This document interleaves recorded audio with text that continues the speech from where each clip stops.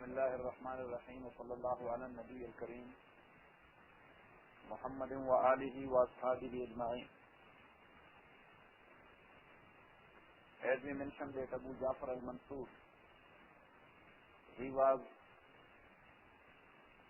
very much in love with food and eating. Even the doctors told him time and again, that's not good for you. And also, he had a keen interest in rice, so he was riding horses as well, and especially in scorching heat at midday. That was his nature. So something happened to him, and he got loose motion. So he said, let me go to Mecca. If I am going to die, so at least I should die in Mecca. On his way to Mecca, he passed away. And at that time, there was nobody but only his slaves and servants with him. And one of his slave servants, his name is Rabi' ibn Yunus. This is important. Rabi' ibn Yunus.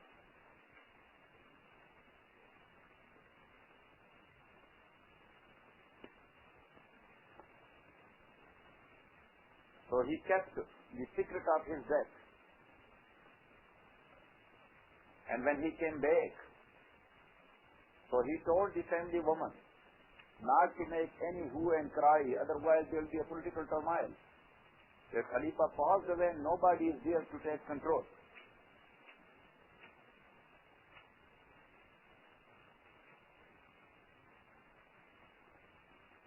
So as we mentioned, that Abbasid they used to use the name and the title of Hashimiyyin, not Abbasiyin. So to have Alawiyin with them.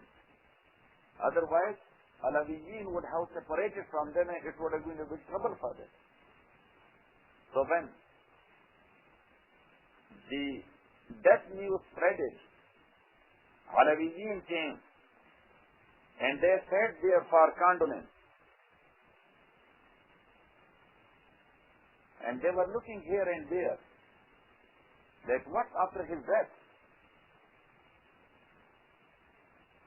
So the same slave servant Rabi' ibn Yunus, who was very much close to Khalifa, he came out and he had a paper in his hand, and actually he wrote it. Who? Rabi' ibn Yunus wrote it. So he came out, he opened the paper. Yes, in the tent where people were sitting for condolence. Yes. So he said, Bismillah ar-Rahman ar-Rahim, min Abdullah al-Mansur, Amir al-Mu'mineen. This is a letter from the slave of Allah, Abu Ja'far al-Mansur.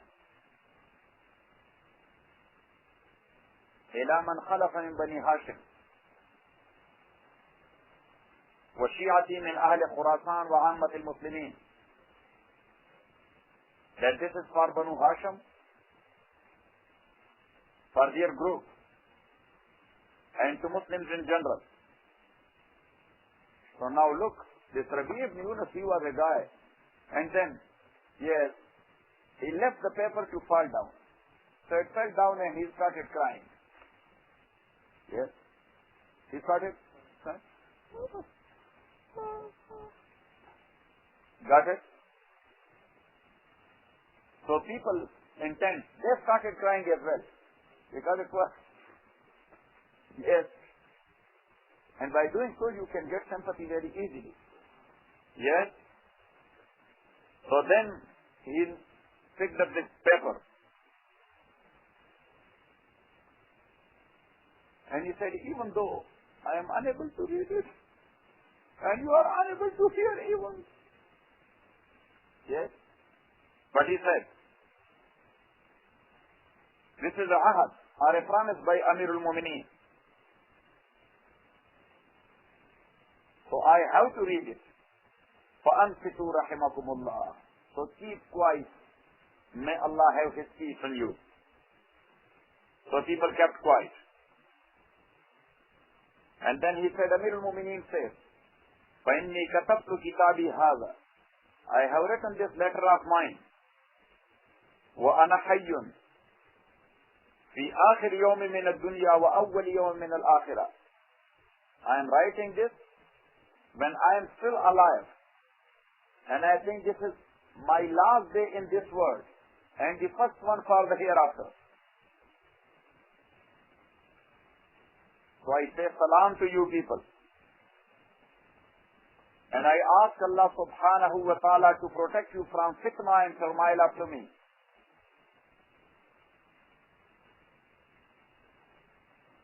And not to make and divide you in sects, and not to taste one another the hardship and the difficulty.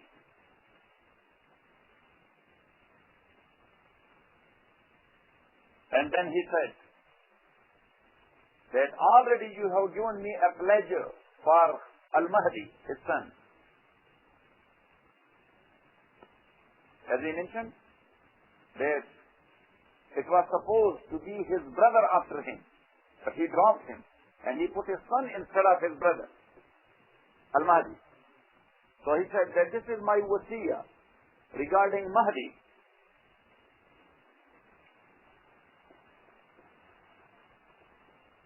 So give him your pledge as Khalifa. Be loyal to him and to the state as well.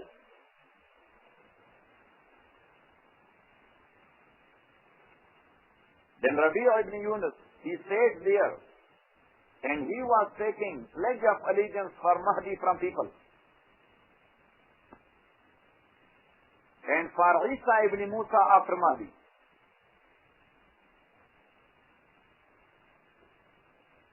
So he got it from Banu Hashim, the pledge. Then from Muslims in general. Then he asked the army commandants. They gave their pledge. And the son of Mahdi, his name was Musa. He went out of the tent and he took pledge of allegiance for his father from general public.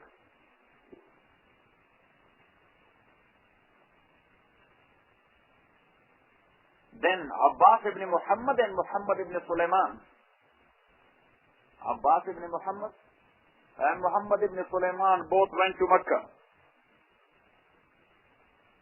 in the time of Hajj and took pledge from Hajjis in Mecca and Medina.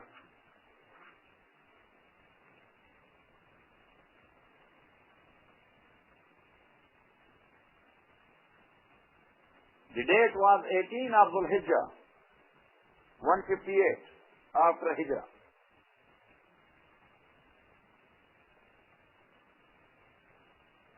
By doing so, Al-Mahdi became Khalifa after his father Abu Ja'far al-Mansur.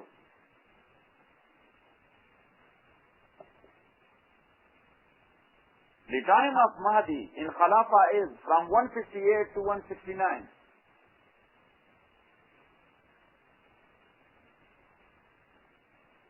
He was born in 126 in the same place where the Alawiyin handed over the leadership to Abbasiyin. The place name was Humayma. You remember? A small village. Humayma. So, Madi, he was born in 126 in Humayma. His mother's name was Arwa. He was from the king family of Yemen, who ruled Yemen for a very big time. The tribe of Himyar, Himyar.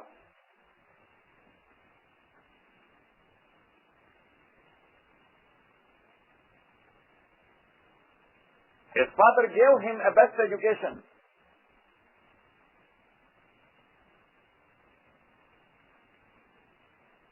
He was very eloquent in speech and a very well-known poet.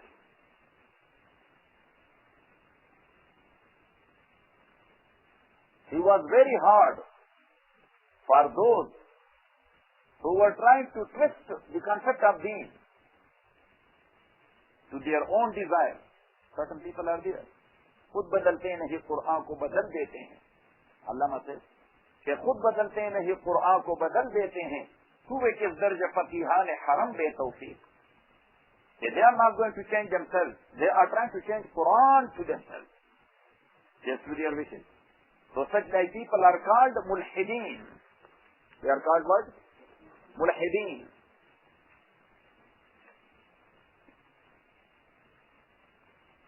Al-mulhid. And also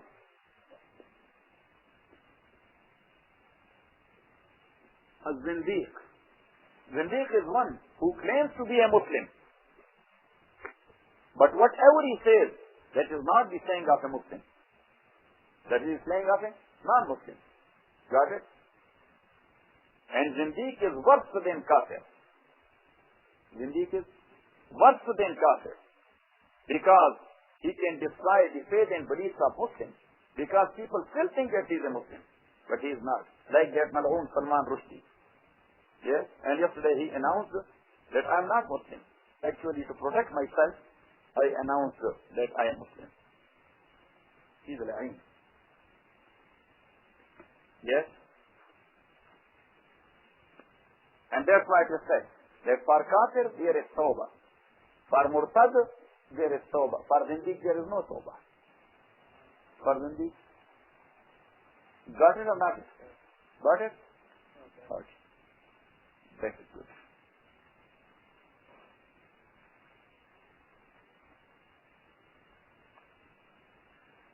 So Madi,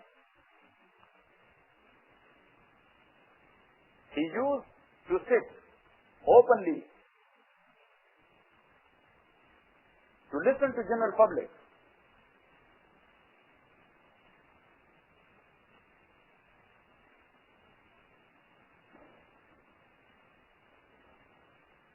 He was only 15 years of age when his father sent him as a leading general upon an army. Only 15 years.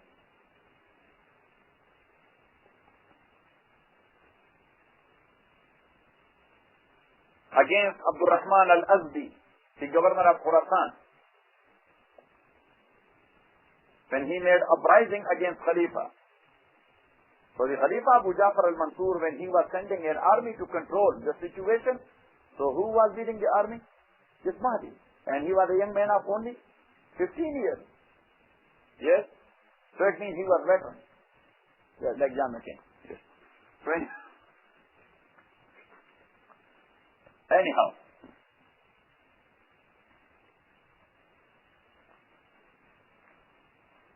Also, Abu Ja'far al-Mansur, he sent him as a general against Sees, S-E-E-S, Sees, in Khurasan, who claimed to be a messenger and prophet. And people believed in his prophethood, self-created prophethood. So Abu Ja'far al-Mansur sent an army for that fitna. That army was also led by whom? By Madi.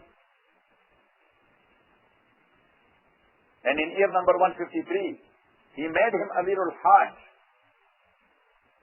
He appointed him Amirul Hajj to take the Hajj delegation.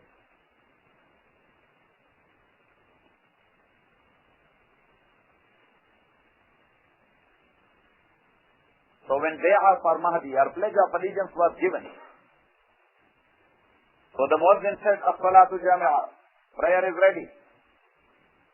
He said, there's prayer time. So Mahdi came to Masjid and he delivered his first speech, which is called Khutbah, Khutbatul Khalafa. That's called what?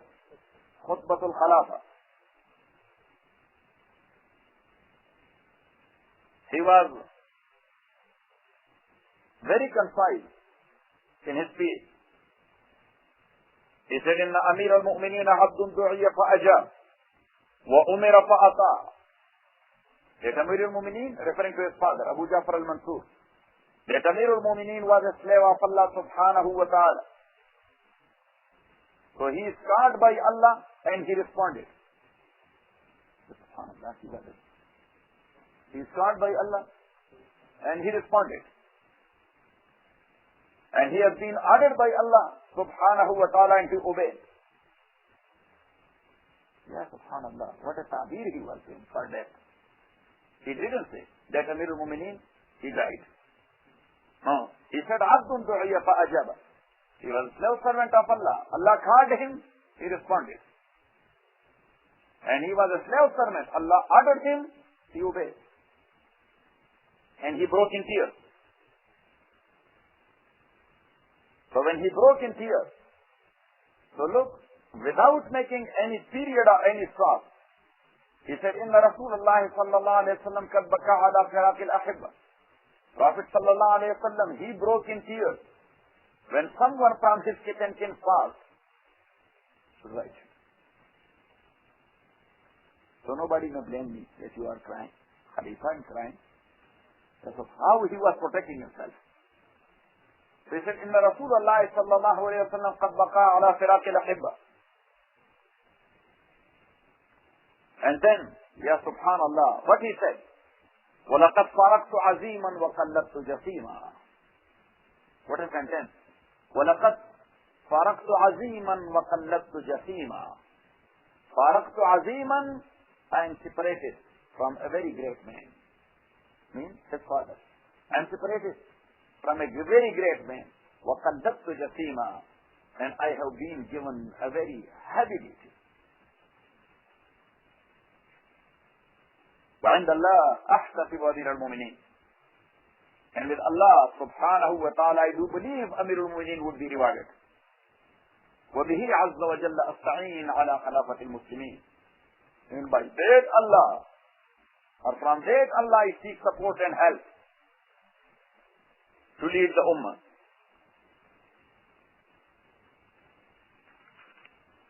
And then he said, وصلى الله على النبي محمد وآله وصحبه أجمعين. So he did not deliver a lengthy speech. Yes, because the kings and leaders, they do not speak lengthy. Yes, very concise. You know what I'm saying? Because every single word of them, that's not a nasiha, that's an order. That's what? Why we are speaking a lot? Because we are trying to convince. We are trying to convince. But an Amir and leader, he is not in need of convincing. Yes, he says something, that's order. He says something, if somebody will disobey, he's gone. Yes, and especially at that time. Yes.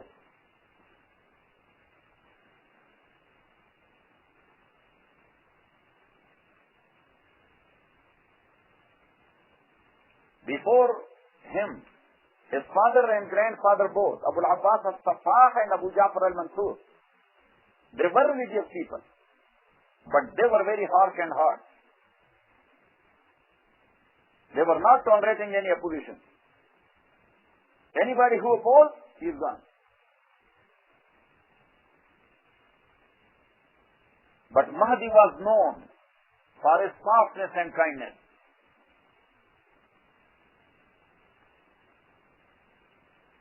As we mentioned before, that Abu Ja'far al-Mansur, he was in love with money. He was in love with money, and he was very accurate in calculation. You know what I'm saying? Yes, sometime he was beating his army, or his governor, or collector, for 1 penny. Yes. In this regard, he was very strict. He was not destroying his Baitul Mal. Yes. So he was that much strict. That much strictness also doesn't work. Yes, for a single penny, he used to slap him in front of general public. Who? The collector. Where that penny is gone. Subhanallah. The collector and the governor, he got slapped. And he is sitting in front of general public. You know what I'm saying? But for Baitul Mal, he was grabbing money from all around. Sometimes even in an illegitimate way. By force. Right. He said, I need it. I have to built this state. Built the state.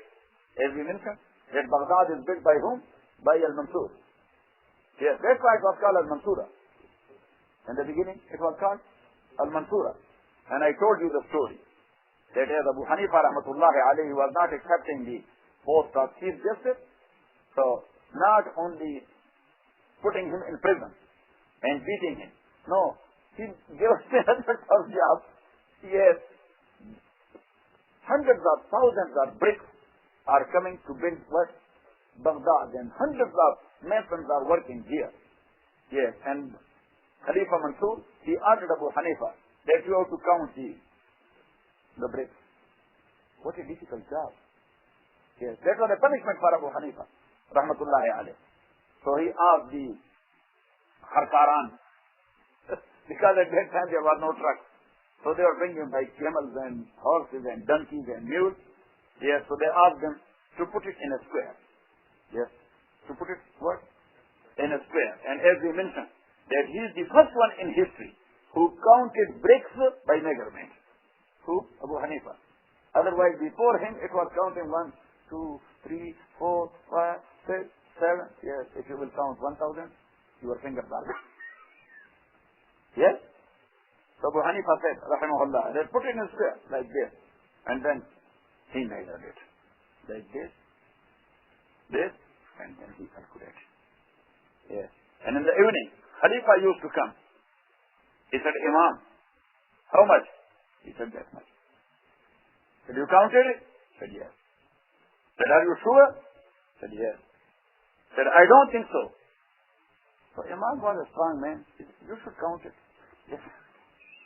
If you don't think so, you should count it. If I am wrong. Subhanallah.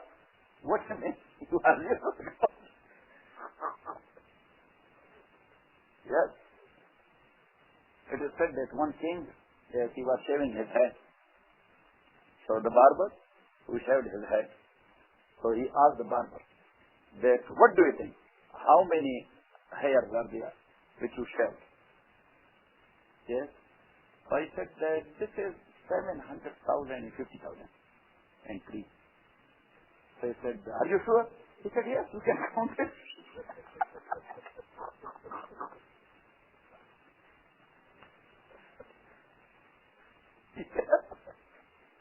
Who can do that? Yes. Got it? So Madi, he tried to his best to give back the wealth of those who have been deprived by force by his father.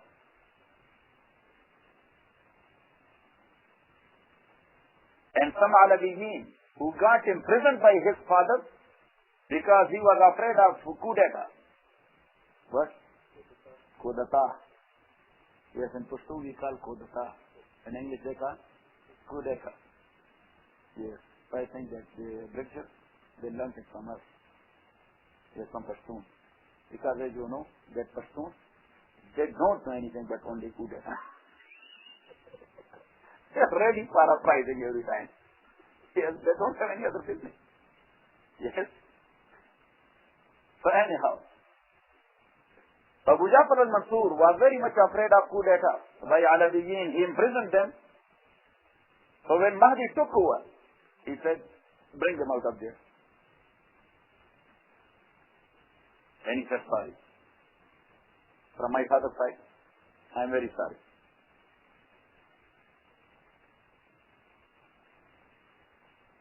So he respected them. And tell them, you are my cousins. You are my cousins because you are from the children of Ali and from the children of Abbas. Yes? So anyhow, he also fought against the Khawarij.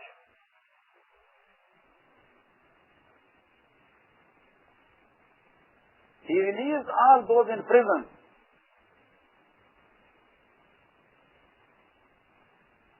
But only number 10. In Pakistan we call them this number.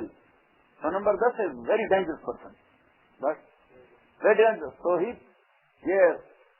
kept in prison only those who are very dangerous. He said, really, for small things you have put people in jail. What is that? Got it? On main roads, he made reservoirs of water for caravans.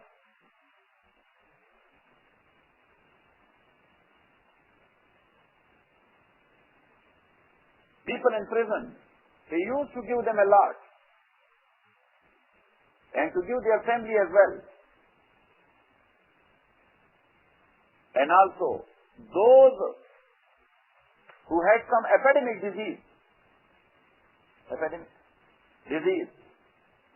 so he used to give them a lot, so they may not mingle with people to spread the epidemic.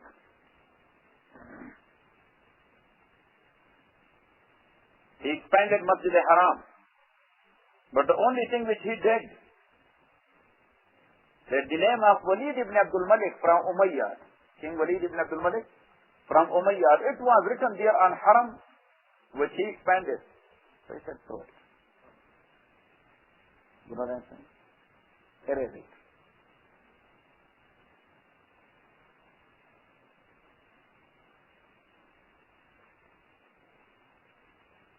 He appointed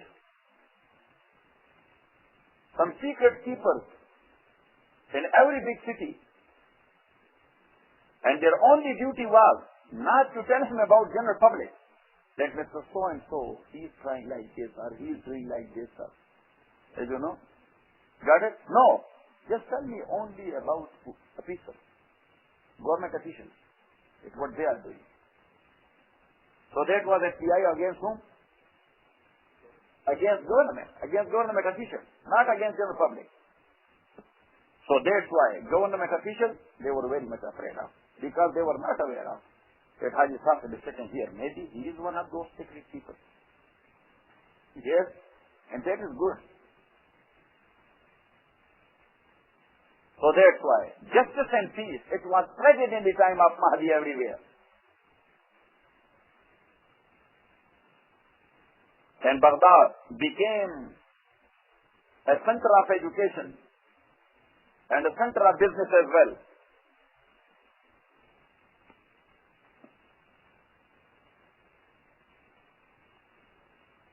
Literature, poetry,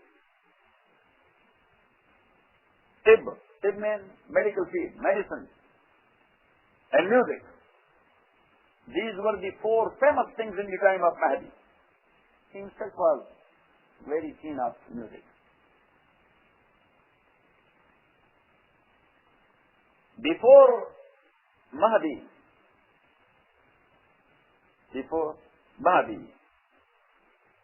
the Holy House of Allah subhanahu wa ta'ala was given a cover, ghilaf, as long as it remained. It was there on Baytullah, as long as it remained. And when it became old, so then they put another one upon the first one. So there were so many covers on Baytullah. So Mahdi is the first one who changed it.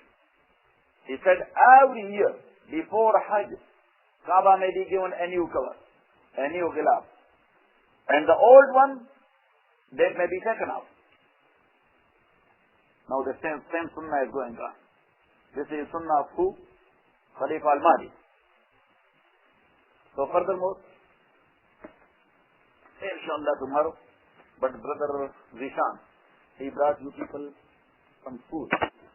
So first of all, we'll go there because he called me that today I want to bring for students.